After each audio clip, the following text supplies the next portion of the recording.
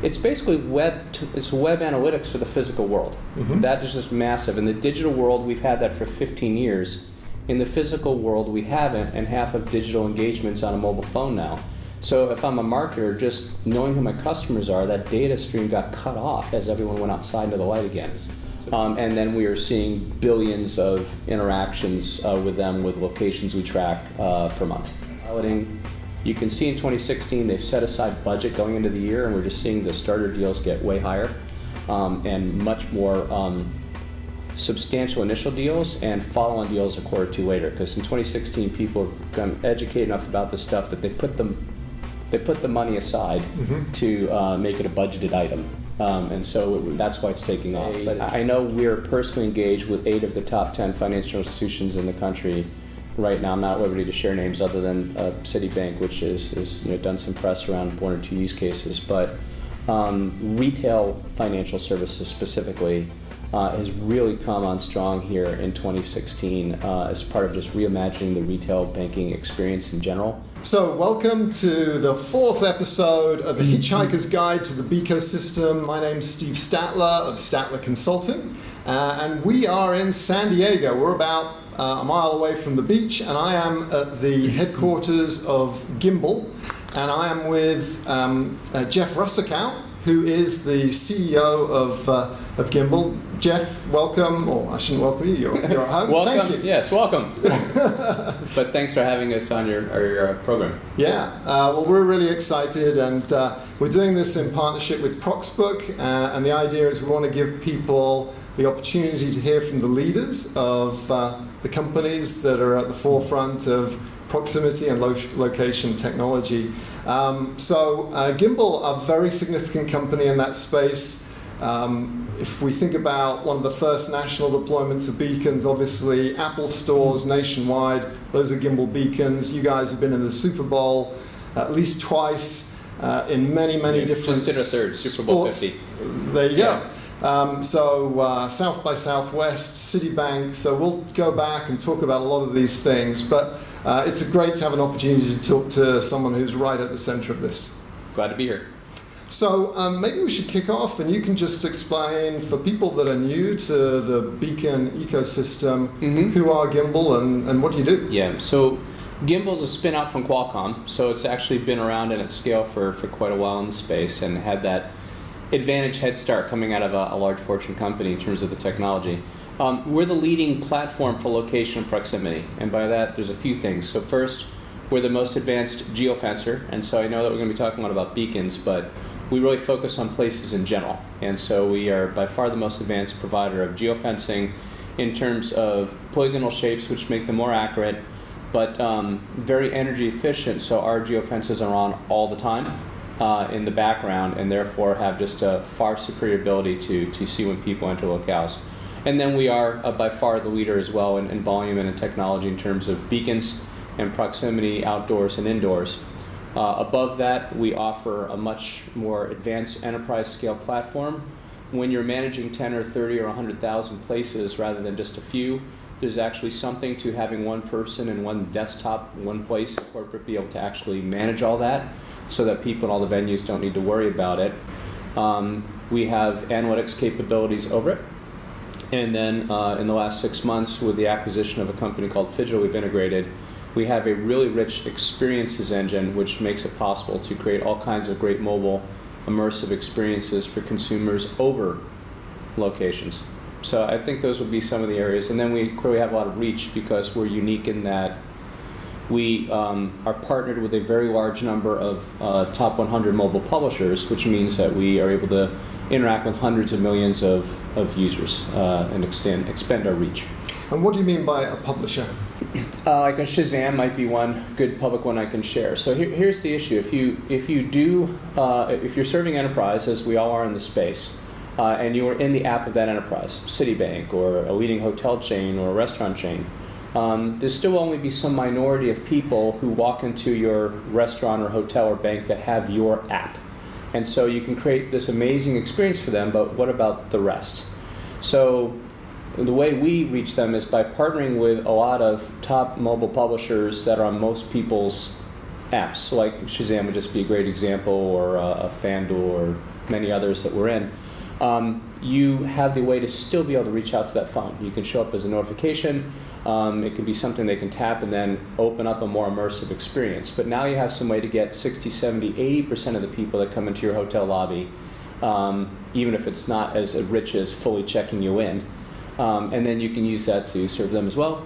And you can also use that to actually give them reasons to download your app to get that better, more immersive experience.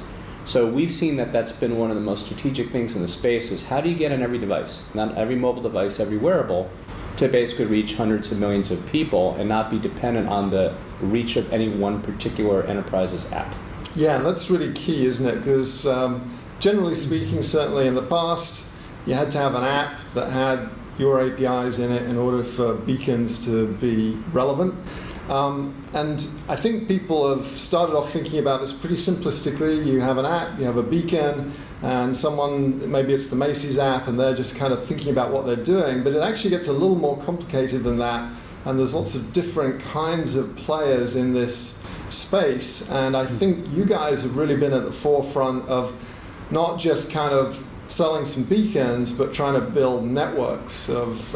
Yeah, I think we've taken a broader approach, and neither good or bad, just the way we view the market. I think when I think of the beacon community, it's mostly we have providers that are providing beacons and therefore proximity, and they've been primarily in just one vertical, retail or subsets of retail, like department stores or grocery stores or malls or just specific niches within retail, and their primary business model has been an advertising or a marketplace model only. We've approached it a little bit differently in that we're still mostly consumer focused. We don't do a lot of industrial Internet of Things, but we realize that just as there's one internet, there's not a separate internet for retail versus sports versus hospitality versus travel. There should just be one physical web, and you need to basically be present in all of those verticals. So we've always been very broad across retail, hospitality, travel, transportation, I should say the same thing. Restaurants, sports, movies. We try to be kind of everywhere in the consumer life, and that's why we're also geofencing as well as beacons both. And then from a user experience point of view, it shouldn't be just coupons. Hit a bubble, get a coupon. Especially the minute you get outside retail, almost all experiences are experiences, right? Greet me at the restaurant, pop up a menu, order my coffee when I walk in automatically, make the movie theater experience of the game more useful, or check me at the hotel. These things are not usually an advertisement. So you need to basically be experiential and be able to really serve all the different ways an enterprise wants to interact with the consumer, and not just do the advertising part. So we've definitely had a broader profile in terms of what we're doing, and and a broader business model as a result.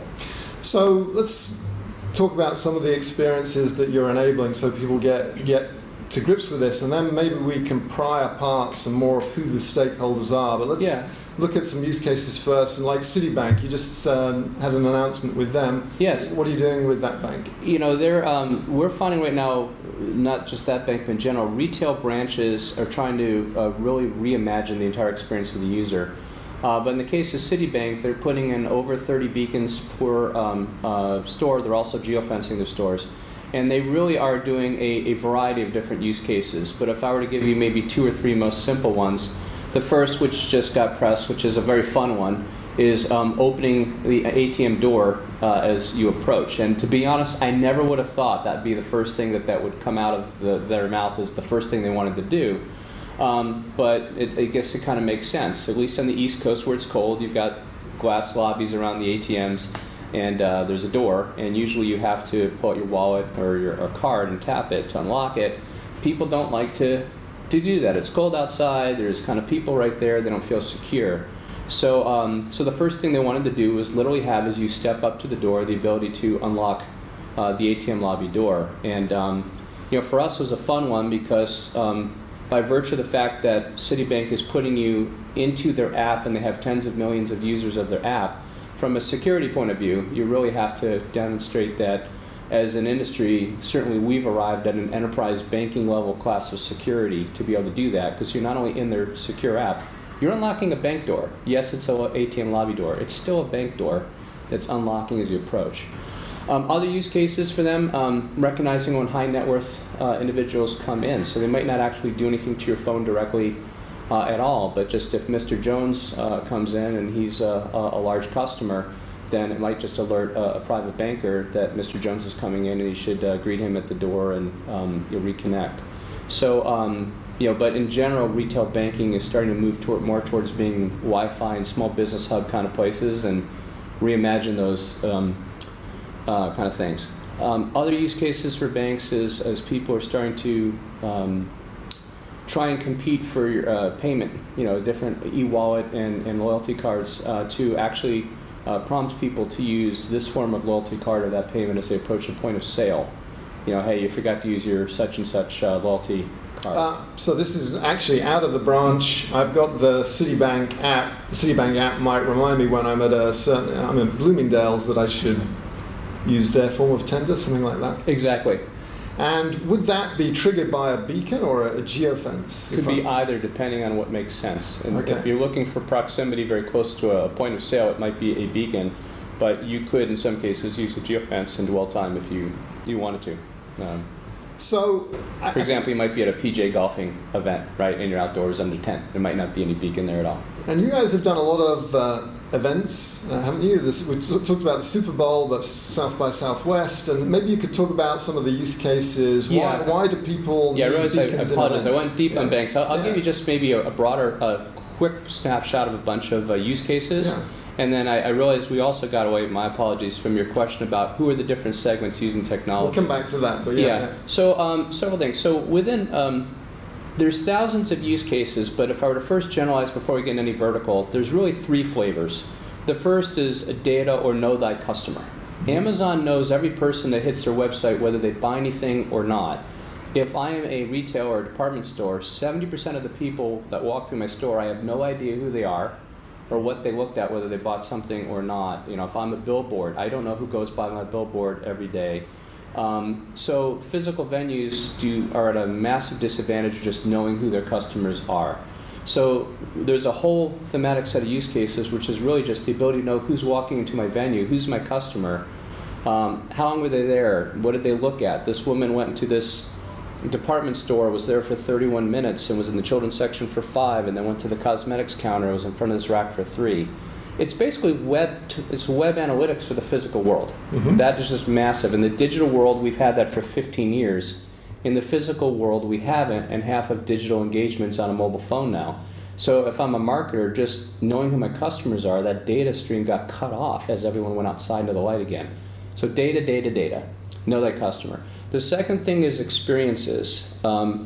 Making mobile apps truly mobile. We all say that the stuff on our phone is a mobile app, but what we've really done is taken a PC-like app and shrunk it down onto a nice form factor that you can carry around with you, but it's not really mobile. My drugstore app doesn't pop open when I walk through the door and say, hey, you're inside here, and here's your list of shopping items, and here's your prescriptions, and oh, you're on aisle 12 and you need Band-Aids. My coffee shop does not automatically take my order as I walk through the door. So mobile apps have not really been mobile because they're not location and proximity aware. So there's just a whole range of things that you can do that's more of the check me into the hotel automatically or unlock a door as I approach, which are making mobile apps mobile, and that's experiential. Mm-hmm. And then the third and final then definitely gets more into the world of loyalty and offers and ad tech and things where you may be targeting folks with some kind of a specific offer based on what they're approaching or coming up to. So you're really seeing all three themes. Mm-hmm. And I would go so far as to say that the adoption order for most enterprises has been in that order. Know your customers are first, without even interacting with them, and get smart. Create really compelling experiences where adoption is going to be very high. Who wants to wait in line for 5 minutes for coffee every morning, their whole life? So the adoption rate, the delight is high.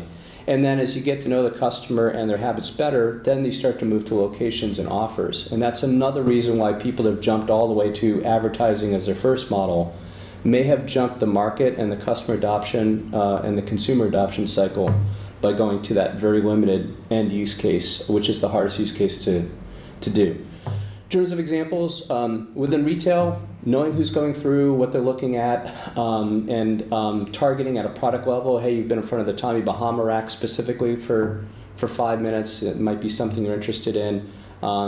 Popping up product information, service information, getting service personnel to come to you because there's very few people on the floor in most retail environments. So I want the orange apron Home Depot to show up because I can't figure this out. And then also as you're approaching point of sale to remind people to use their loyalty or their payment cards, things like that. QSR or any form of coffee or food. Everyone's moving. QSR, just to spell that out. I'm sorry, quick service retail. Right. So if you're thinking about anything from Dunkin' Donuts to Burger King to whatever it might be, they're all about speed, and they're all moving to order ahead mobile apps. And their biggest issue is making that work. So we've started to see a whole wave of people where you can order your coffee ahead of time, and you're going to be there in 5 or 7 minutes. And but then you get caught in traffic for a half hour and the coffee's cold. So how do you actually track the person and see when they're actually a quarter mile away to pour the coffee hot? So every form of order ahead or where people are picking stuff up, the service operations breaks if you don't actually track them. Entertainment venues, sports, movies, etc. Just they're naturally immersive, experiential things. So anything you do to make the game and the stadium more enjoyable, the museum more enjoyable. Hospitality, greeting people as they're coming into your your resort or your hotel. Those things are just popping like crazy. And how can you make a football game more enjoyable with beacons? Well, if in the case of a stadium or a venue, there's all kinds of stuff that they love to do. Surprising. First, if you know where people are sitting, you can target them with things, letting them know where their nearest merchandising is, where's the shortest line for hot dogs. Helping them think about where to go after the game, in terms of what bars or restaurants or things might be outside. But some of those things I don't really need beacons for, right? I mean, do I need a beacon to know where the shortest line is and where to go? Well, to help me wayfind or maybe just find the thing closest to me or, hey, this is just around the corner. And maybe in some cases you surprise people and upgrade their seats. You may let them know that a certain player is in a certain location near them doing autographs or mascots. So they tend to be more fun and experiential. A lot of places have like kid zones or stuff like that before the game in different areas as you come into the commissary. So there are a lot of things that they like to do, which is really just enhancing the personalization of the game or the match or actually the venue that you're actually in to make it more enjoyable. And actually sports has been the earliest adopter of this stuff. Yeah. And that's part of the reason why Gimbal's so big in sporting. We're in pretty much all Major League Baseball and football and quite a bit of basketball, hockey, and other things. So they were actually the fastest adopters of this technology because they get that it's all about the experience while you're at the game. That makes sense. Yeah. And what about conventions and things like South by Southwest? Yeah. What does a beacon give me at a convention or a South by Southwest? It gives you all kinds of things. The most important thing, so in our case, we integrate with players like EventBase, which are usually the app associated with that event like South by Southwest. So first, just the ability for people to find each other or wayfind. So as people start to notice when they go to South by Southwest or CES or whatever it might be, you can see where somebody else is and actually wayfind your way to that person. So given that the primary reason people go to conferences is to network, the ability to find each other among 10 or 20,000 people at all times is actually a very important use case. And then the second thing is capturing people who come by. So there's been years where everyone barcode scans you as you come into their vendor booth just to capture your information. Well, if you can automatically capture a person as they walk in because they're being tracked from a name badge point of view, then your first interaction doesn't need to be kind of objectifying them and barcode scanning them. You can begin like talking about what your company does. Yeah. So, but once again, in the case of a South by Southwest, you can also do fun things, not only the conference, but you've got a whole city with 1,500 beacons. So you can do beer crawls and sponsorships. It's a very fun venue. So, but we've been doing a lot of event-based types of things, whether it be South by Southwest or a Dreamforce or Tribeca Film Festival. There's a lot of event and conference-like venues where this is extremely useful, where you're basically tracking people's interactions or bringing them together. So let's talk a little bit about where the market is moving the fastest, because there's a bunch of different players in the ecosystem, and actually the interview number 3 is with Proxima, and so they do a lot of out-of-home advertising. So they've been talking about the advertisers and you've got the venue Yeah. owners. Do you want to just do a quick recap on who do you who see are all the players at? and Yeah. where they're adopting? So I would put it into 4 or 5 buckets. One bucket I would just refer as enterprises, and by that I mean companies that have an app or an audience and places. I'm a hotel chain, I'm a restaurant chain, I'm a coffee chain. So in their case, their first thing they're trying to do is just have their mobile apps become mobile and be interact with their folks in their venues. A second group is actually mobile publishers. So you can think of them as they have people, but they don't have places. So I am Shazam, for example, or a sports app or a weather app. In their case, what they're interested in doing is a few things. They would like to have location attribution, right? Just they are worth more. Their advertising is worth more if they can just add location attribution to their inventory when they're doing an ad unit. And they can also create unique user experiences and increase the engagement on their app. So they're very interested just in improving, their user acquisition and engagement where proximity is relevant. You've got a third group, which is really more physical networks, and out-of-home advertisers are a great example. They're the opposite of the publisher. They have places. They don't have people. They have no idea who walks by their billboard on Fifth Avenue every day. So they're basically interested in actually finally getting better ComScore Nielsen-like data attribution about who their audience is to help them monetize their existing business and do a better job of that, even as it is today, and then of course moving into digital signage and other screens. And then you've got, I'll just call them brands and the agencies who love them. If I am Nestle Ice Cream or Kraft Heinz or Unilever, I spend half of my budget on in-store merchandising, but forget about media for a second. I have no direct relationship to my consumer. I have no physical venue. How do I basically have a direct relationship with people where I let them know, hey, there's an ice cream case here in this store and it's a hot day? So if I am most of those players, I really want to have some way to finally get a direct relationship through somebody's app to the user and to the venue to draw them in. So if I am beer and spirits and I'm interested in people in bars, if I'm clothing, interested in people as they're in a department store, if I am food or CPG products in a grocery store, this has been a powerfully a latent need. And then the last group you would have that we serve are developers. So we have over 30,000 people who are have downloaded and are working with our system and who are coming up with all kinds of use cases every day, and just need a platform to imagine anything from campus commissaries to parking garages to inventory systems to transportation. So you threw out a great number there, 30,000 developers. Yes. I think this is really useful for people looking at this ecosystem and trying to get a sense of what stage is it at. So we've got a bunch of developers. Mm-hmm. How big is Gimbal by other metrics? Yeah, actually, you caught me putting out a number there, and someone behind the camera is like scowling at me now. But we tried to avoid giving out a lot of specific numbers, but I will give you some orders of magnitude, a few things. So at this point, the thing that we most would say we'd want to measure is how big is the consumer audience that we're enabling enterprises and brands to interact with. I'll just say it's in the hundreds of millions, which is significant, particularly for the size of, say, U.S. or North America.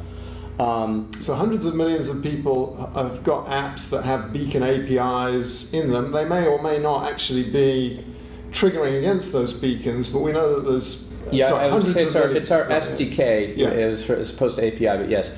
We are embedded within some enterprise or brand's app on several hundreds of millions of people's phones or devices, and then we are seeing billions of interactions with them with locations we track per month. So I'll just leave it at that order of magnitude. Yeah. And then in terms of locations, I'm not at liberty to say how many locations we track because that's really we just track what our enterprises customers wish us to.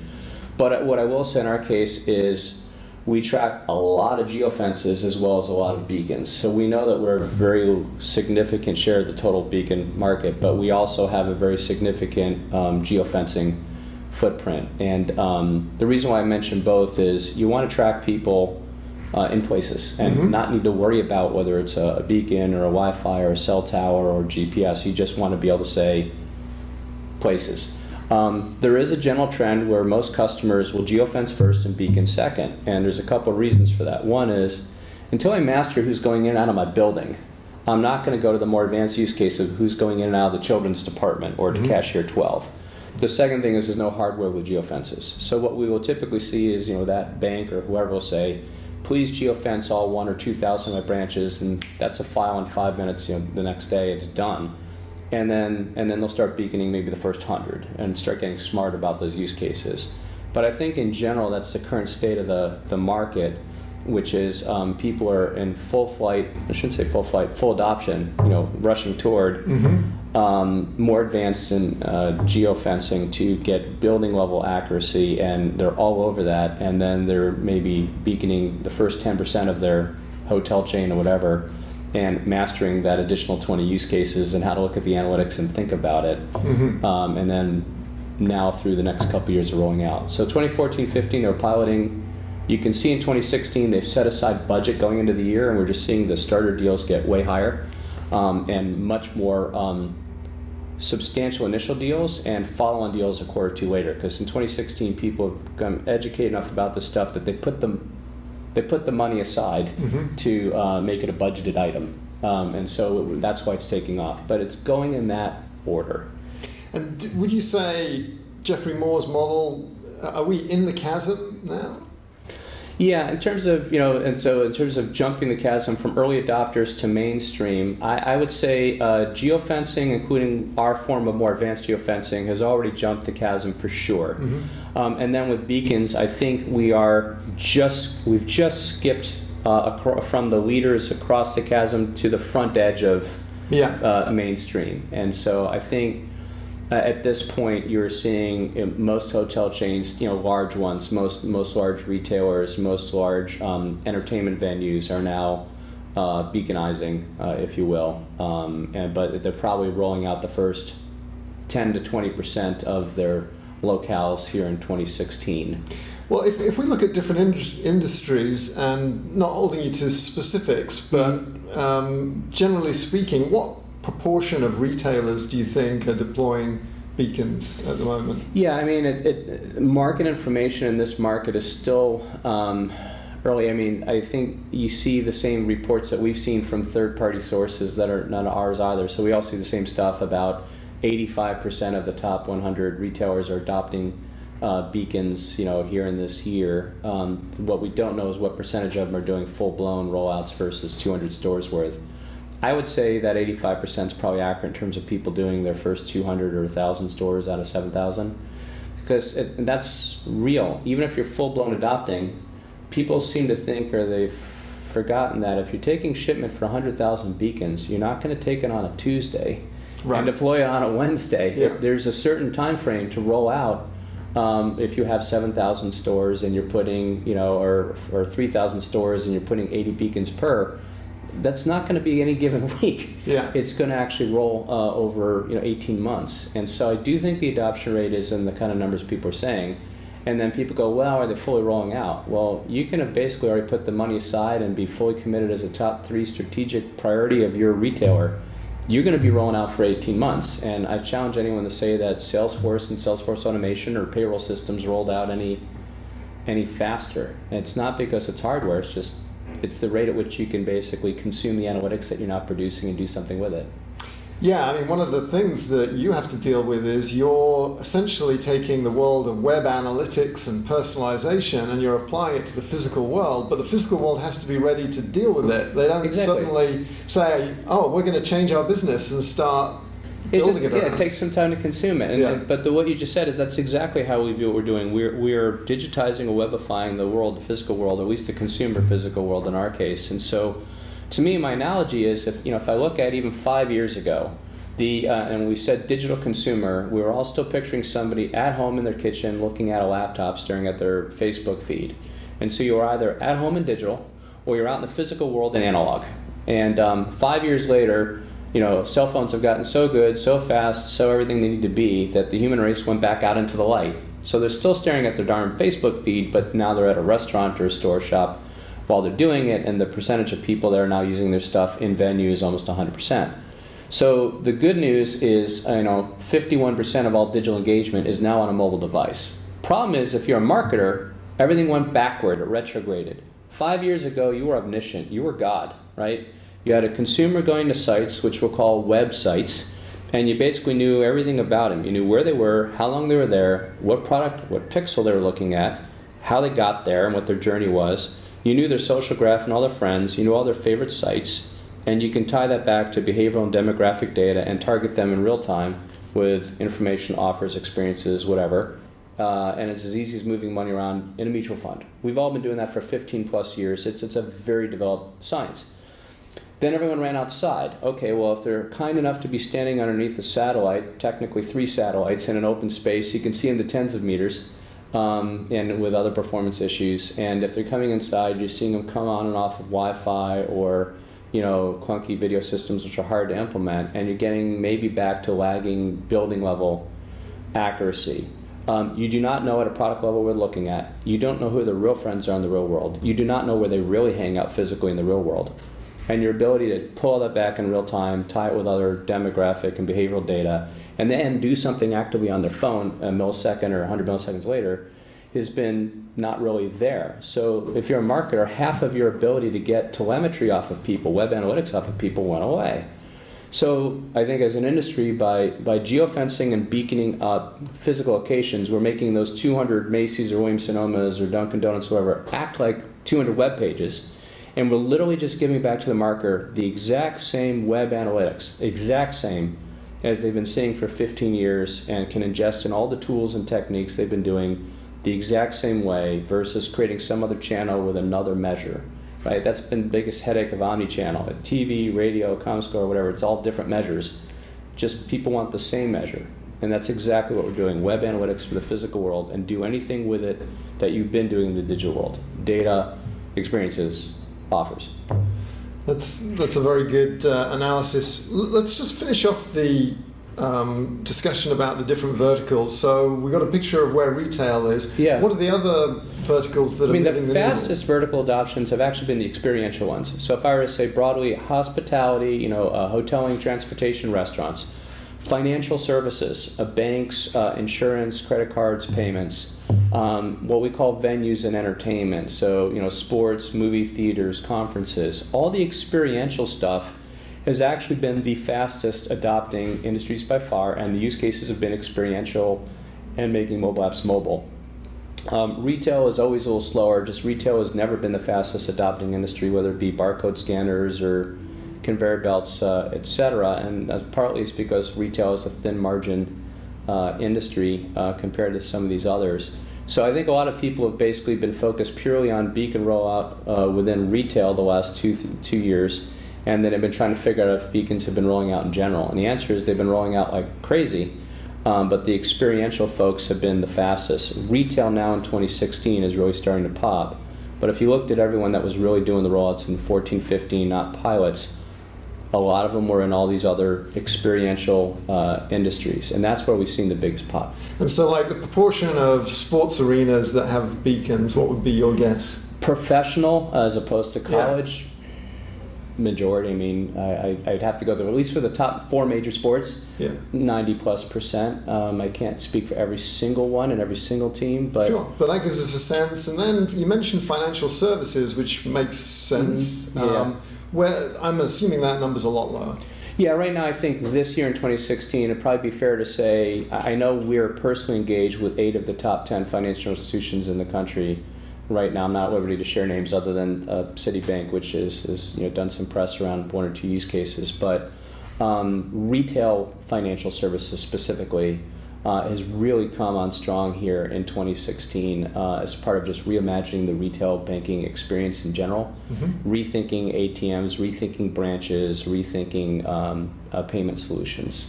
What about healthcare? A lot of money in healthcare. Any opportunities to make that more efficient that you're seeing? Yeah, actually, we get approached by all kinds of healthcare use cases. Some of them are more asset tracking, which is a little further out. People would like to be able to track that ventilator where it goes around a hospital and know which medical person actually went up and operated it. So we actually get a lot of inquiries around just kind of high value use of things that move around in medical things. The other thing that we're seeing, which is happening probably most quickly, though, is engaging with consumers in doctors' offices. So I'm sure you've started to notice that most doctors' offices today usually have some kind of digital, TV or signage in that waiting room, and they're advertising various, things to you, whether it be medications or treatments or things you should be thinking about, depending on which office you're in. Those televisions are dumb to who's in front of them. So by beaconizing those, you now have the ability to know who's in front of that display, so you can change the content on that display and also get a better sense of whether people are staying on the regimen and things like that. So there's a lot of waiting time, as we all know, in waiting offices. There's 75,000 doctors' offices out there that have signage in them, as well as many hospitals. And so that's probably the fastest thing we're seeing right now, is people trying to improve their ability to provide education or advertisement to healthcare patients while they're hanging out for 45 minutes in the doctor's waiting room. I never thought about the waiting room as being a basis for doing out-of-home advertising, but I sense it is. Yeah. I got a couple of things. So just from the point of view of full disclosure, I used to work at Qualcomm. Gimbal came from Qualcomm. I worked at the and in full disclosure, I actually didn't know that until a couple minutes before we met. Welcome. And Gimbal has been helpful to me. I've just written this book, The Hitchhiker's Guide to the Beaco System, and Gimbal's helped not only with some video footage for promotion of it, and also Ray Rotolo and Dr. Phil Hendricks. Contributed the chapter on out-of-home advertising. So that's the full disclosure bit. Yeah. Let's so enough about me. Let's talk a little bit about you. In terms of resume, you've got like the dream resume. Went to Princeton, right? Stanford, PhD in engineering, mechanical engineering. What was your PhD in? It was in robotics and automation, and so including space and underwater robots. And ironically, I was working on indoor navigation 25 years ago, just as part of you need to have the ability of the robot to see where it's going. So I have colleagues to this day that are still involved in indoor and outdoor GPS, and we literally were making GPS satellites. We called them pseudoids, the size of like this phone, that we were putting indoors, and then trying to figure out how to do the math to use GPS indoors 28,000 miles too close to the satellite. But yeah. I didn't realize there was that link there. And then you were CXO level in Yahoo some years ago. So I was SAP, Adobe, Symantec, and then Yahoo, which got me much more into internet and digital media. I was Chief Customer Officer at Yahoo. And how did you end up at Gimbal? I lost a poker match. No, all kidding aside, I was looking for the next thing to do, and I definitely wanted to do a growth company, and specifically something that's a platform where there's thousands of applications. Anytime you're doing, no offense to say payroll software, I'm sure there's a lot of people that enjoy payroll, but when you have something like that, there's one use case, right? And you're just selling it again and again and again, and you're just trying to take market share from a large incumbent. It's really fun when you have something like this, which is more horizontal on a platform. We're literally talking about everything from opening ATM doors to like college football to. It's a lot more fun when there's thousands of things over a platform, and to me it was just kind of a no-brainer that hey, we need to digitize the physical world and bring all of our digital capability to the real world. It was just obviously a large market, so I found that very attractive. And there was a little deja vu all over again. That 25 years later, you could do something with a $20 beacon that we used to be like doing PhD stuff on. It's crazy stuff. Yeah. So, and you were a McKinsey consultant as well, is that right? Yes. So, I'm just thinking you must have kind of walked through the door, or probably before you walked through the door, you started to look at Gimbal, and what was your assessment of what was your mini SWOT analysis in your head? So, obviously, given the comments I just made, the market space, obviously is quite large potential, and just the only challenges are just early market adoption as opposed to full-blown adoption. In terms of Gimbal's interesting. You're so used to in tech looking at companies where the commercial story, the sales and marketing vision is so far ahead of the technology, and the technology needs to catch up. And with Gimbal, you actually have had the opposite problem, which is, all right, this thing was incubated within Qualcomm.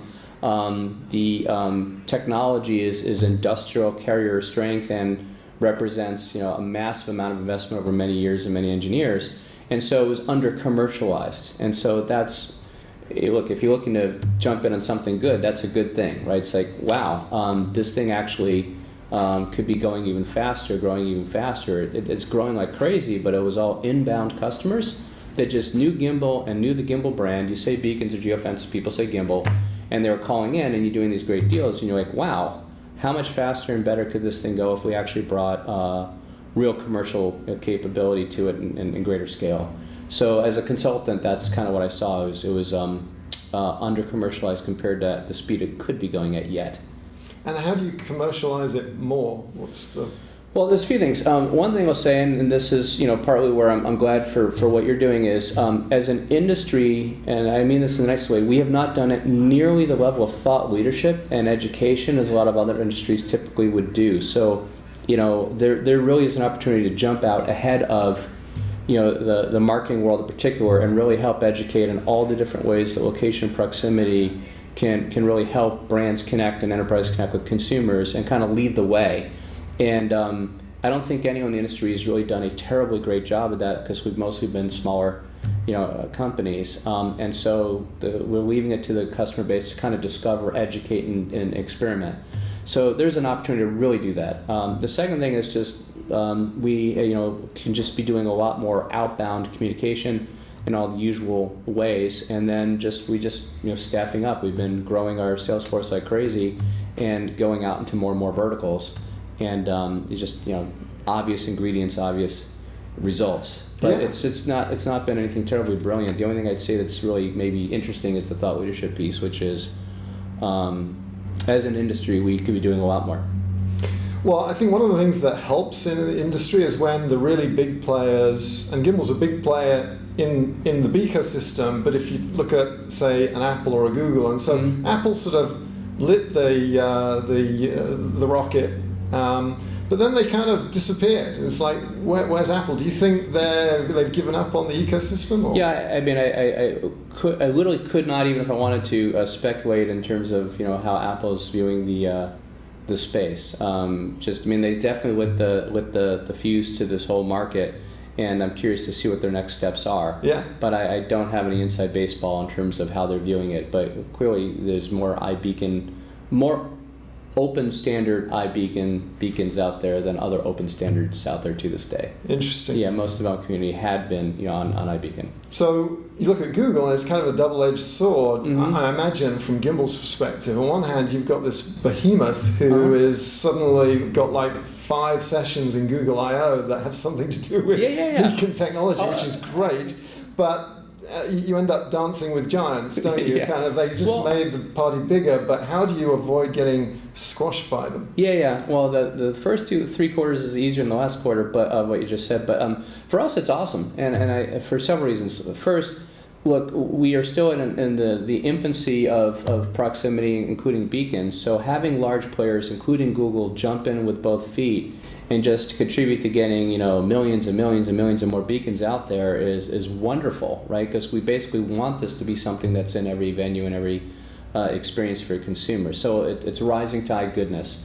It's another great open standard, and they've done a great job with Eddystone. We are a close partner with Google as well as Apple. Our beacons transmit both iBeacon and Eddystone as well as the proprietary Gimbal packet. So we've adopted them fully as another open standard. And we've been very happy about it. We all benefit, particularly because we're in a market where, you know, there's thousands of applications. There is plenty of room in the Internet of Things for a lot of different solution providers over that. So it's been very welcome for our point of view to have large players come in. But what I see them doing is, in a sense, they're kind of commodifying the beacon market, which arguably was already a commodity, by putting these standards in place. They're arguably making it easier to switch from one beacon vendor to the other, and they're also taking one of the things that was Gimbal's, you know, a real differentiator, which is this secure access to beacons, controlling who accesses what.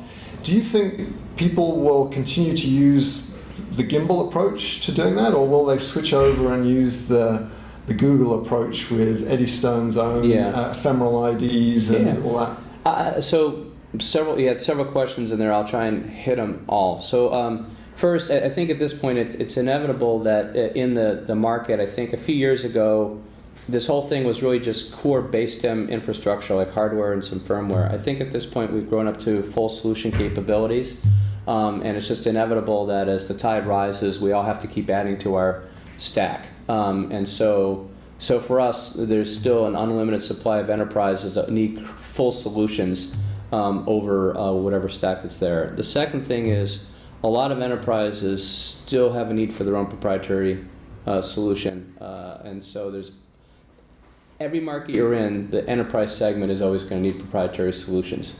But the open standards are extremely helpful for those enterprises that want to avail themselves of it. But for torso and tail, SMB, you absolutely need those open standards. So, so our experience has been that we are generating more customers as a result of their participation than less. That's a good thing. Yeah.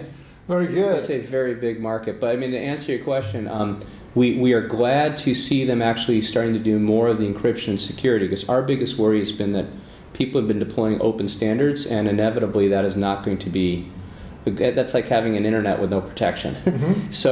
So we think everyone should be moving on to encrypted standards. We have no worries about continuing to innovate and continuing to have 2, 3, 4 additional features ahead of that capability.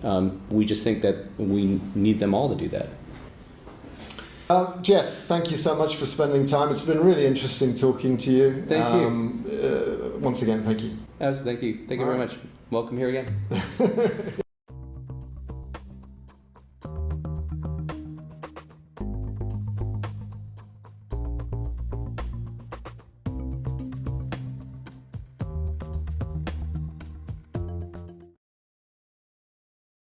Well, I think your time is running out. I could go on for a lot longer, but we'll wrap it up and we'll end with probably the hardest question that I have on my list of questions, which is, you're going up to the International Space Station. So were you guys. I saw that you gave me this question in advance, and I don't have a good answer yet. But go ahead. So the question is, what would the 3 albums be that you took up into space with you? You're up in the International Space Station, and you've got to make some tough choices. Only 3 would be hard. So I don't know the album. I know the artists. So I guess I'd say Greatest Hits or compilation. John Mayer. All right. Just because I play music as well, and I kind of do a lot of acoustic and kind of blues and jazz inspired acoustic. So I just think he's amazing. Stevie Ray Vaughan, clearly the greatest blues guitarist of all time. And then I'd probably say Jimi Hendrix, who I realize I'm going down a particular vein. But pretty much any great acoustic singer-songwriter, you could throw any 3 of those albums in, I'd be pretty happy. Floating around in space with that. Excellent. Yeah. Well, we'll give you the box set of from all 3 of those artists then. Absolutely.